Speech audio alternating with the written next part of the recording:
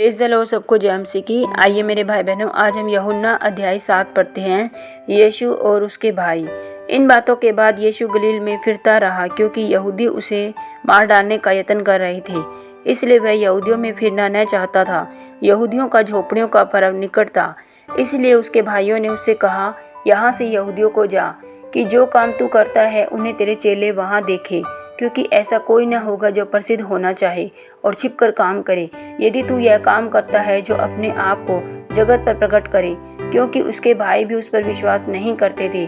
तब यीशु ने उनसे कहा, मेरा समय अभी तक नहीं आया, परंतु तुम्हारे लिए सब समय है। संसार तुमसे बैर नहीं कर सकता, परंतु वह मुझसे बैर करता है, क्योंकि मैं उसके विरोध में यह गवाही देता हूँ कि उसके काम बुरे हैं। तुम पर्व में जाओ, मैं अभी इस पर्व में नहीं जाता, क्योंकि अभी तक मेरा समय पूरा नहीं हुआ।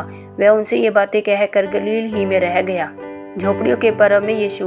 परंतु जब उसके भाई पर्व में चले गए तो वह समय भी प्रकट में नहीं, परंतु मानो गुप्त रूप से गया। यहूदी पर्व में उसे यह कहकर ढूंढने लगे, वह कहाँ है, और लोगों में उसके विषय में चुपके चुपके बहुत सी बातें हुई। कुछ कहते थे वह भला मनुष्य है, कुछ कहते थे नहीं, वह लोगों को भरमाता है। तो भी यहूदियों के डर के मारे कोई व्यक्ति उसके विषय में खुलकर नहीं बोलता था। पर्व में यीशु का उपदेश। जब पर्व के आधे दिन बीत गए तो यीशु मंदिर में जाकर उपदेश करने लगा। तब यहूदियों ने चकित होकर कहा, इसे बिन पढ़े विद्या कैसे आ गई। यीशु ने उत्तर दिया, मेरा उपदेश मेरा नहीं, परंतु मेरे भेजने वाले का है। यदि कोई उसकी इच्छा पर चलना चाहे तो वह इस उपदेश के विषय में जान जाएगा कि वह परमेश्वर की ओर से है या मैं अपनी ओर से कहता हूँ। जो अपनी ओर से कुछ कहता हूँ वह अपनी ही बड़ाई चाहता है, परंतु जो अपने भेजने वाले की बड़ाई चाहता है वही सच्चा है, उसमें अधर्म नहीं। क्या मूसा ने तुम्हें व्यवस्था नहीं दी, तो भी तुमसे कोई व्यवस्था पर नहीं चलता। तुम क्यों मुझे मार डालना चाहते हो। लोगों ने उत्तर दिया, तुझ में दुष्ट आत्मा है, कौन तुझे मार डालना चाहता है। यीशु ने उनको उत्तर दिया, मैंने एक काम किया, तुम सब आश्चर्य करते हो। इसी कारण मूसा ने तुम्हें खतने की आज्ञा दी। यह नहीं कि वह मूसा की ओर से है, परंतु बाप दादों से चली आई है। और तुम सबत के दिन मनुष्य का खतना करते हो। जब सबत के दिन मनुष्य का खतना किया जाता है ताकि मूसा की व्यवस्था की आज्ञा टल न जाए, तो तुम मुझ पर क्यों इसलिए क्रोध करते हो। मैंने सबत के दिन एक मनुष्य को पूरी रीति से चंगा किया। मुंह देखा न्याय ना करो, परंतु ठीक ठीक न्याय करो। क्या यीशु ही मसीह है। तब कुछ यरूशलेम वासी कहने लगे, क्या यह वही नहीं जिसे मार डालने का प्रयत्न किया जा रहा है। परंतु देखो, वह तो खुल्लम खुल्ला बातें करता है और कोई उसमें कुछ नहीं कहता। क्या सरदार ने सच सच जान लिया है कि यही मसीह है। इसको तो हम जानते हैं कि यह कहाँ का है, परंतु मसीह जब आएगा तो कोई न जानेगा कि वह कहाँ का है। तब यीशु ने मंदिर में उपदेश देते हुए पुकार के कहा, तुम मुझे जानते हो और यह भी जानते हो कि मैं कहाँ का हूँ। मैं तो आपसे नहीं आया, परंतु मेरे भेजने वाला सच्चा है और उसी को तुम नहीं जानते। मैं उसे जानता हूँ, क्योंकि मैं उसकी ओर से हूँ, उसी ने मुझे भेजा है। इस पर उन्होंने उसे पकड़ना चाहा, तो भी किसी ने उस पर हाथ न डाला, क्योंकि उसका समय अब तक न आया था। फिर भी भीड़ में से बहुत से लोगों ने उस पर विश्वास किया और कहने लगे, मसीह जब आएगा तो क्या इससे अधिक आश्चर्य दिखाएगा जो इसने दिखाए।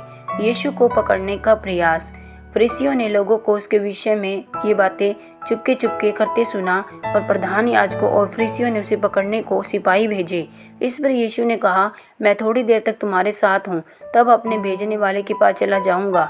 तुम मुझे ढूंढोगे परंतु नहीं पाओगे, और जहाँ मैं हूँ वहाँ तुम नहीं आ सकते। इस पर यहूदियों ने आपस में कहा, यह कहाँ जाएगा कि हम इसे न पाएंगे। क्या वह उनके पास जाएगा जो यूनानियों में तितर बितर होकर रहते हैं, और यूनानियों को भी उपदेश देगा। यह क्या बात है जो उसने कही कि तुम मुझे ढूंढोगे परंतु न पाओगे, जहाँ मैं हूँ वहाँ तुम नहीं आ सकते। जीवल जल की नदियाँ। पर्व के अंतिम दिन जो मुख्य दिन है, यीशु खड़ा हुआ और पुकार कर कहा, यदि कोई प्यासा हो तो मेरे पास आए और पिए। जो मुझ पर विश्वास करेगा, जैसा पवित्र शास्त्र में आया है, उसके हृदय में से जीवन के जल की नदियां बह निकलेगी। उसने यह वचन पवित्र आत्मा के विषय में कहा, जिसे उस पर विश्वास करने वाले पाने पर थे, क्योंकि आत्मा अब तक न उतरा था, क्योंकि यीशु अब तक अपनी महिमा को न पहुंचा था। तब भीड़ में से किसी ने ये बातें सुनकर कहा, सचमुच यही वह भविष्यवक्ता है। दूसरों से कहा, यह मसीह है। परंतु कुछ ने कहा, क्यों, क्या मसीह गलील से आएगा। क्या पवित्र शास्त्र में यह नहीं आया, कि मसीह दाऊद के वंश से और बैतलहम गांव से आएगा, जहां दाऊद रहता था। उसके कारण लोगों में फूट पड़ी। उनमें से कुछ उसे पकड़ना चाहते थे, परंतु किसी ने उस पर हाथ न डाला। यहूदी अगुओं का अविश्वास। तब सिपाही प्रधान याजकों और फरीसियों के पास लौट आए। उन्होंने उनसे कहा, तुम उसे क्यों नहीं लाए? सिपाहियों ने कहा, किसी मनुष्य ने कभी ऐसी बातें नहीं की। फरीसियों ने उनको उत्तर दिया, क्या तुम भी भरमाए गए हो? क्या सरदारों या फरीसियों में से किसी ने भी उस पर विश्वास किया है? परंतु ये लोग जो व्यवस्था नहीं जानते शापित है। निकोदेमुस ने, जो पहले उसके पास आया था, उनमें से एक था और उनसे कहा, क्या हमारी व्यवस्था किसी व्यक्ति को जब तक पहले उसकी सुनकर जान न ले, तो क्या वह यह करता है दोषी ठहराती है? उन्होंने उससे उत्तर दिया, क्या तू भी गलीली का है? ढूंढ और देख कि गलील से कोई भविष्यवक्ता प्रकट नहीं होने का। तब सब कोई अपने अपने घर चले गए। आमीन। प्रभु आप सबको यूहन्ना सुने जाने पढ़े जाने पर बहुतायत से आशीष और बरकत दे। सबको जय मसीह।